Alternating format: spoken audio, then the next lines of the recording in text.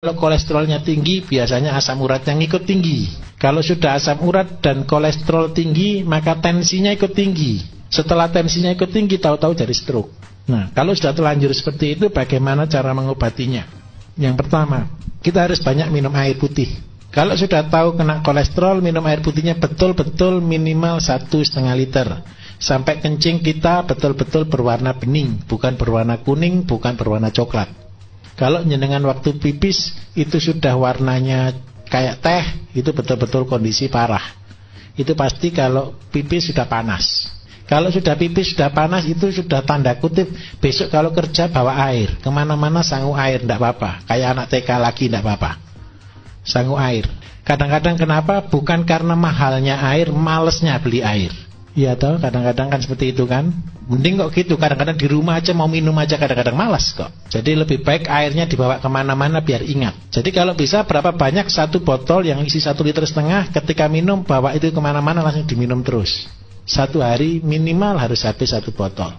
Terus yang kedua, jalan satu-satunya untuk membersihkan lemak di dalam peredaran darah, kita harus makan makanan-makanan yang mengandung lemak pengurai. Lemak pengurai itu ada di mana? Lemak pengurai yang pertama, bagi kolesterol, usahakan makan buah yang mengandung lemak. Contohnya apokat. Jadi Bapak Ibu yang penderita kolesterol, usahakan 1 minggu bisa makan apokat minimal 1 kali. Syukur-syukur bisa 2 kali. Itu untuk membakar. Jadi lemak yang baik itu untuk melawan lemak yang tidak baik. Kemudian yang kedua, harus dibuka salurannya. Membuka salurannya itu dengan cara apa? Paling gampang ada 2. Kenapa sih saya sarankan 2? Kalau bahan dari luar negeri banyak sekali, tapi 2 tanaman yang saya pakai andalan itu seledri dan kacang panjang. Itu sudah luar biasa. Saya kasih kesaksian Bapak Ibu. Teman saya gagal ginjal, sudah setiap minggu dia sudah cuci darah sudah 2 kali. Kemudian dia betul-betul taat. Jadi dia betul-betul taat melakukan semuanya.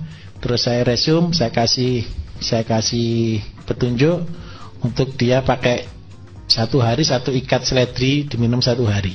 1 hari. Jadi dalam waktu 6 bulan dia sudah lepas dari cuci darah. Sama makan sukun. Itu sepele. Mungkin Bapak Ibu sudah sering kali dengar ini. Cuma satu kadang-kadang tidak taatnya itu loh. Ketika jenengan taat, saya yakin pasti berhasil. Dan harusnya ketika jenengan mengikuti apa yang saya ajarkan di radio, semuanya sudah pinter semua. Jadi minta maaf, jangan jadi dukun tapi jangan jadi dukun, jadilah manusia sehat.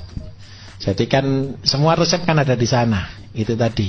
Jadi seledri dan kacang panjang. Apa cirinya? Seledri itu bentuknya pipa, kacang panjang itu bentuknya otot. Jadi kacang panjang itu adalah nutrisinya otot, seledri itu untuk membuka saluran di pembuluh darah. Itu caranya kalau kita menganalisa satu bahan. Ngerti nggih? Seledri kan kayak pipa toh? Itu memperlancar peredaran darah. Jadi jenengan kalau punya bahan macam-macam silakan berkreasi, tidak apa-apa. Oh ini bentuknya kayak otak, oh ini bentuknya kayak hati, oh ini bentuknya kayak pankreas atau kayak empedu, kayak lambung. Silakan boleh berkreasi. Itu caranya seperti itu. Nah, tinggal sekarang nutrisinya untuk otot. Otot itu neuro, saraf itu otot itu digerakkan oleh saraf. Saraf itu neuro ya, neuro ada makanannya sendiri. Apakah makanan saraf? Makanan saraf itu adalah vitamin B1, B6, dan B12. Itu adalah makanan saraf. Makanan saraf yang paling bagus ada di mana? Makanan saraf itu kalau kita beli vitamin B1, B6, B12 itu mahal. Tetapi kalau kita mau murah itu ada di dalam bekatul. Kenapa saya sarankan mesti pakai bekatul, mesti pakai tajin? Karena apa? Disitulah makanan saraf kita. Jadi kalau saraf kita digelontor, dibersihkan, tapi dia tidak ada makanannya, lama untuk koneknya, lama untuk pemulihannya. Nah itu caranya. Jadi sudah jelas kira-kira? Sangat jelas.